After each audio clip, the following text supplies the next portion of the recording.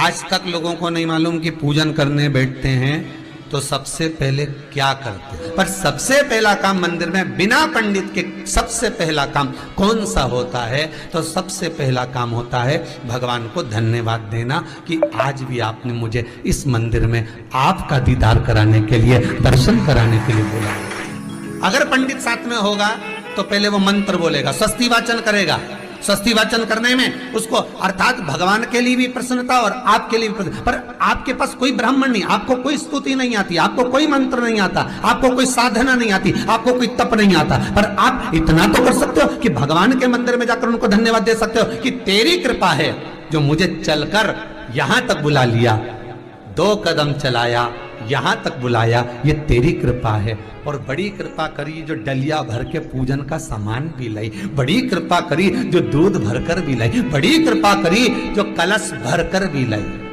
कितने लोगों का फायदा है कलश भरकर मंदिर ले जाने में? देखिए जरा कितने लोगों का फायदा। हिंदू धर्म में विष्णु पुराण में, पद्म पुराण में लिखा है, सौभाग्यवती नारी जब भरा हुआ पानी का लोटा लेकर कलश लेकर जाती है और उसको देखकर कोई व्यक्ति निकल कर चले जाता है तो जिस काम के लिए जाता है वो काम सफल हो जाता है। मंदिर का ही लोटा, मंदिर का ही पानी, सिर पे पल्लू लेके हर हर महादेव बस शिव जी के चढ़ा रही और इतने प्रेम से रिझा रही। अब फ्री का पानी था तो एक लोटे में मन भी नहीं माने। अरे करा तो भगवान के सम्मुख में पहुंचकर अगर आप जल का पात्र भी लेकर जा रहे हो, भरा हुआ लेकर जा रहे हो, तो कितनी प्रसन्नता की बात है। हिंदू धर्म की रीति है, जिस पात्र को हम जल चढ़ाने लेकर जाते हैं उस पात्र में भगवान के चरणों का जल लाते हैं, खाली पात्र नहीं लाते। क्या लाते हैं? भगवान के चरणों का जल। उस चरणोदक को लेकर आए, घर में रखा, सबने अपने नैनों में लगाया, हृदय में लगाया, चित्तवृत्ति में लगाया। खाली पात्र हम लेकर वापस नहीं आ रहे हैं। शिव मंदिर में जब जब जाओ, जल चढ़ाने के लिए जाओ, पात्र तुमने शंकर जी को पूरा पानी चढ़ा भी दिया तो शंकर के चरणारविंद का थोड़ा सा जल पात्र में डाल के भले 2 बूंद लाओ, 4 बूंद लाओ, इतना सा लाओ, पर लाओ और उसको पूरे परिवार के नेत्रों में जब लेकर आए हो चरणोदक तो लगाओ। पर खाली पात्र नहीं लेकर आना। खाली पात्र लाने में ध्यान दीजिए, जब आप पूरा जल समर्पित कर देते हैं, जल समर्पित भी पूरा करना है, भगवान को चढ़ा रहे हो तो पूरा समर्पण होना चाहिए, पूर्ण समर्पण। इसलिए शंकर भगवान को अधूरा समर्पण नहीं, इसलिए श्रीफल भी पूर्ण चढ़ता है। शंकर जी के मंदिर में श्रीफल नहीं फूटता, पूर्ण श्रीफल। बेलपत्री भी पूरी, चावल का दाना भी चढ़ेगा तो आखा, फल भी चढ़ेगा तो आखा, फूल भी चढ़ेगा तो आखा। भगवान को कोई चीज खंडित नहीं चढ़ती, शिव जी को जल भी चढ़ेगा तो पूर्ण। जिस जल को चढ़ाने के लिए लेकर गए उसको बचा कर नहीं लाना है शिव मंदिर में से, संपूर्ण भाग। क्योंकि भगवान के चरण की रज जब हमारे घर में प्रवेश करेगी तो हमारा आत्म कल्याण तो स्वतः ही हो जाएगा। शिव करुणा कर ही देंगे, शिव करुणा कर ही देंगे। पर कई लोगों की आदत रहती है, और आपने भी गलती करी होगी, गए होगे, चढ़ाकर भी आए होगे, पूरा पानी भी उंडेल कर आए होगे, चढ़ा भी दिया, छोड़ भी आए, पर लेकर नहीं आए होगे। कई लोग गलती कर जाते हैं और फिर बाद में कहते हैं हम तो इतने साल से पूजन कर रहे हैं, भगवान हमारी सुन ही नहीं दिया। तो भगवान के मैं तो तैयार बैठा, पर तू नवा के चली जाए, लेके तो कहीं जाए। तो भगवान थोड़ी ना कहेगा कि तू मेरे पास में आए तो मेरे चरण की रज लेकर जा। भगवान थोड़ी ना कहेगा कि मेरे पास में आकर तू ये लेकर जा।